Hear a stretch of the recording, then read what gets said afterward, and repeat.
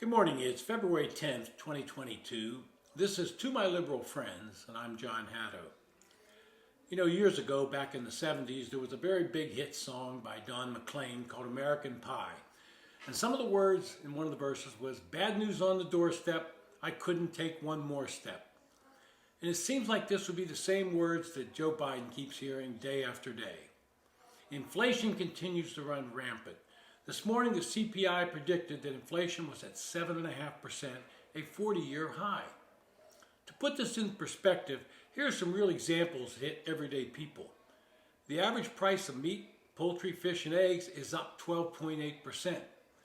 And food prices are expected to rise 5% in the first half of 2022. A gallon of gas a year ago cost $2.42, and that national average today is $3.41.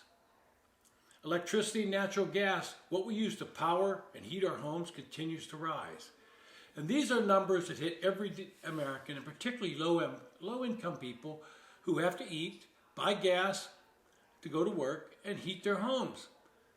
The result of this is President Biden is still dropping in the polls. His real clear average has fallen below 40%. The RCP is at 39.8%. And that is a new low for him. It's got to start giving him pause as to whether the policies he's adopted, this progressive agenda, is really working.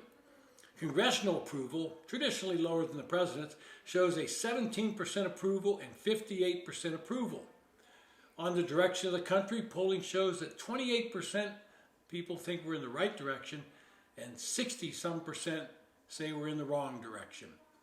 Congressman Jim Cooper, retiring Democrat from Tennessee, has said his party is, quote, facing extinction in Tennessee, and claimed that Democrats have no strategy to appeal to rural voters.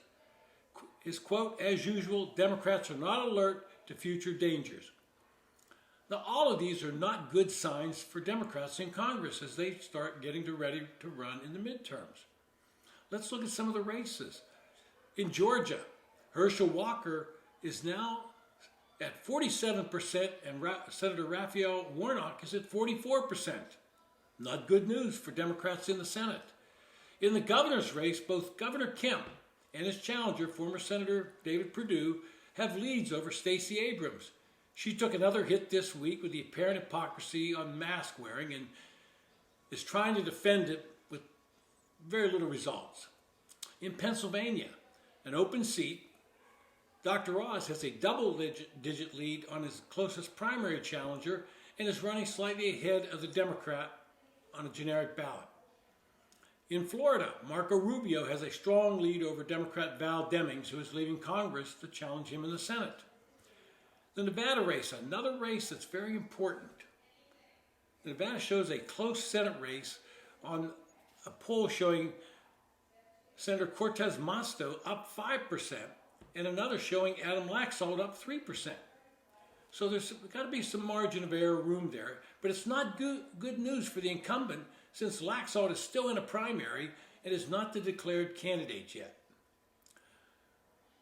We are seeing blue state governors start to relax mask mandates as we get closer to midterm elections.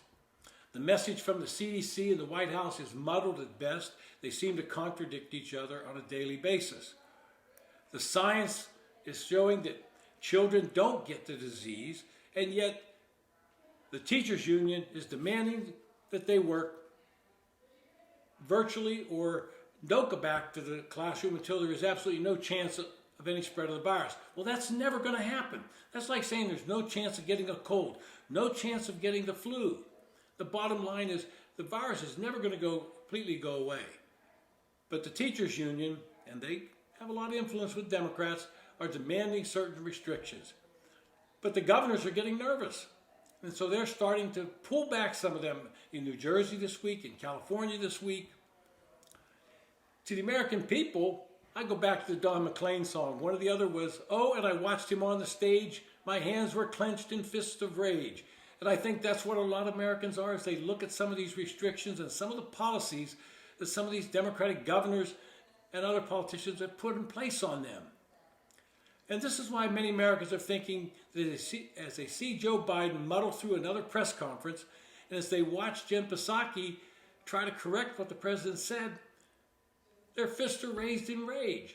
At some point in time, there needs to be clarity. You know, back with the last administration, Democrats demanded that Donald Trump take a cognitive test. And they probably had some justification because with some of his rants and raves. Well, now Republicans are saying Joe Biden ought to take a cognitive test. And there's ample evidence to show that he's lost a step or two. I knew Joe when he was in the Senate in the 90s, and he is nowhere near what he was then.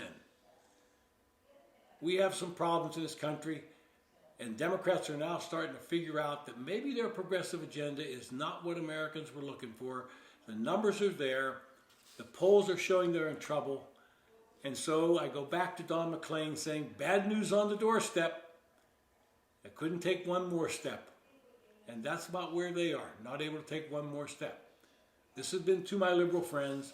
Thanks for listening.